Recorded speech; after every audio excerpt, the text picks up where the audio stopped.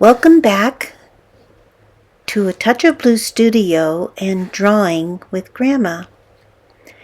Today we are going to study some more animals, and as you recall, we did some birds last time and some fish, but we're going to begin with this fawn. And like we mentioned before, you want to begin with the main shapes of the animal. So here I've done a large oval for the body and the head, and then the neck is kind of square-like and they connect together that way. His legs are going to be folded under, so you need to find the dominant shapes for them. I've laid out the 5 stages of the value range and have begun applying those values to kind of create the form, 3-dimensional form, to establish a background, to work on detail. So let's go back now and look at those basic shapes again. So we have the smaller oval for the head and the larger one for the body. We get those leg shapes in, and then we begin working on detail and the values. So we're using about 5 shades of value in this drawing. We could take it further if we're going to do a lot of detail and more realism, but just establish those tones that you see by putting more pressure on your pencil to create the shadows, some texture of the fur, maybe establishing the background with a medium tone so that it puts emphasis on where the light is hitting the animal's head and the body, and to create some cast shadows and form shadows.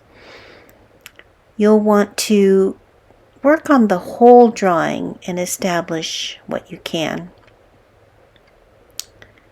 Next, we are going to work on another animal, and I want you to kind of figure out what it is as we go, but I'm starting with a circle, and as you can see, I have put a soft line down the center of the circle, which helps to create a symmetrical shape because this animal's looking straight at us, and with this rounded head, his stripe that comes down the center of his head is going to be an even shape on one side and on the other side. So that's what we call symmetry, where they're equal. They look the same on both sides when they're looking straight on at you.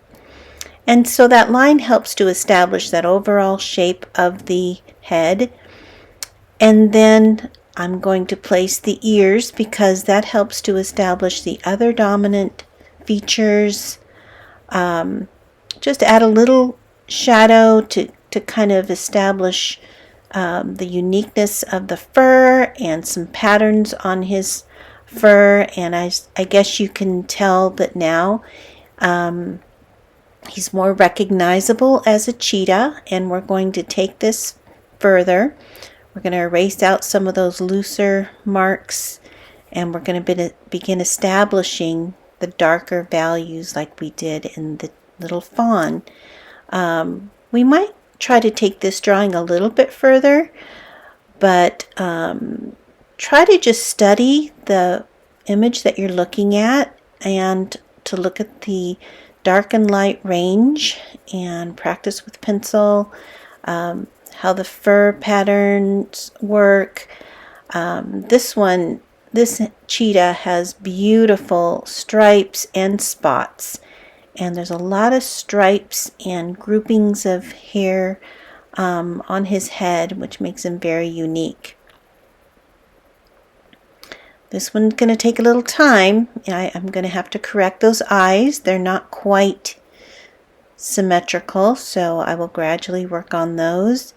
I will take my eraser and use that as a drawing tool as well. An eraser isn't only for getting rid of mistakes, it is also reestablishing the lights in your drawing.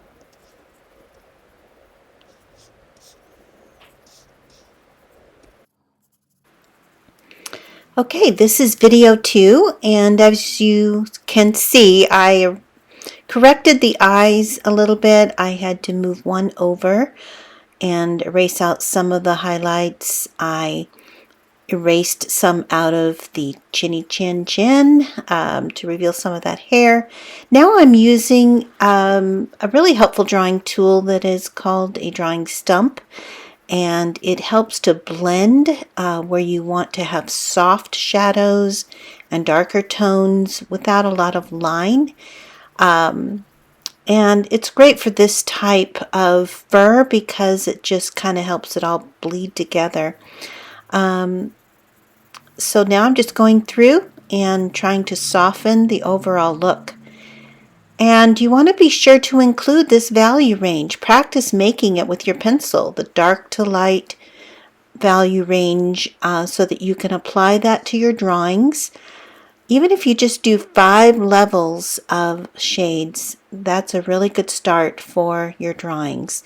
I teach my older drawing students to use 9 values, and then that's a good goal as well.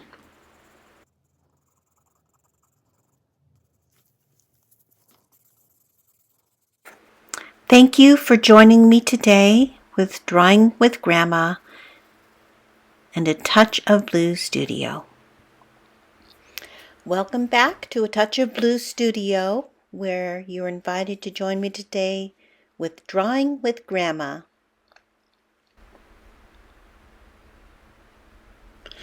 This week we are going to study another animal. We're going to continue our series of animals, and this one is a fawn, and you can see that I'm starting with establishing some placement marks for the size of the head, the placement of where the eye is going to be in relationship to the end of the nose.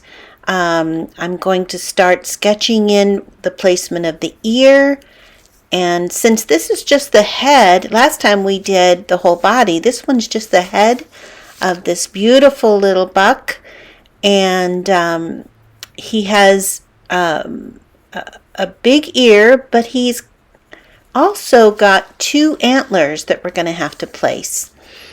Now I'm trying to get that nose correct, so I probably need to draw lighter and then be sure that I have the placement of the nose in relationship to the eye and in relationship to that ear. If those are correct, as well as the oval shape of the head, then I'm going to be doing pretty well at this, because looking at the overall larger shapes first and the placement of the dominant features are going to help you to create a successful sketch.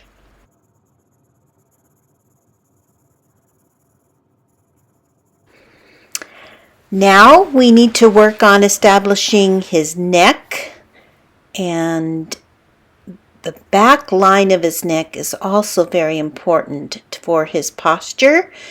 In the image that I'm looking at, he is kind of looking back and his neck is turned, and you'll see in a moment how I position that. Down the center of his head, like we saw on the cheetah, there's a symmetrical line. Now he's not looking straight at us, he's on the side, so we have to be a little bit more careful to make sure that we get the center of that head placed correctly, but they're not symmetrical this time. We're seeing really just one side of the face, one side of the head, whereas the cheetah, we saw the whole head. Okay, now I'm establishing some stronger lines. I kind of want to take the blending tool again, that stump, and shape in some of the dominant darks, and to look at where the emphasis will be in the light and dark contrasted areas. Now we're going to straighten him up a little bit. I'm going to have to make some corrections. I want to do some line variations to create the fur.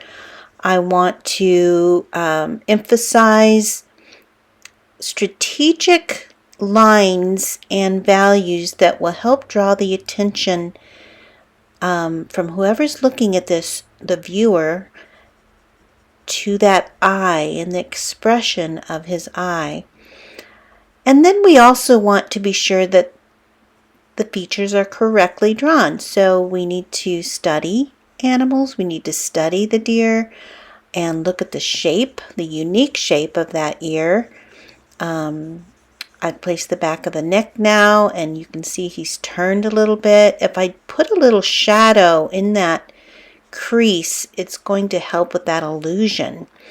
And I guess you know that drawing is an illusion. It is creating an object with shading and line variation on a two-dimensional surface to try to create the illusion of a three-dimensional object and form. So here I am just touching up. I'm going to use my eraser to kind of get out some of those straggly lines. I'm going to emphasize the highlight. I like to use a soft brush to brush away the eraser so I don't blow it away and get spit on my drawing. So always having a clean brush, a nice eraser will help with your study. Thank you for joining me today with Drawing with Grandma with a Touch of Blue Studio.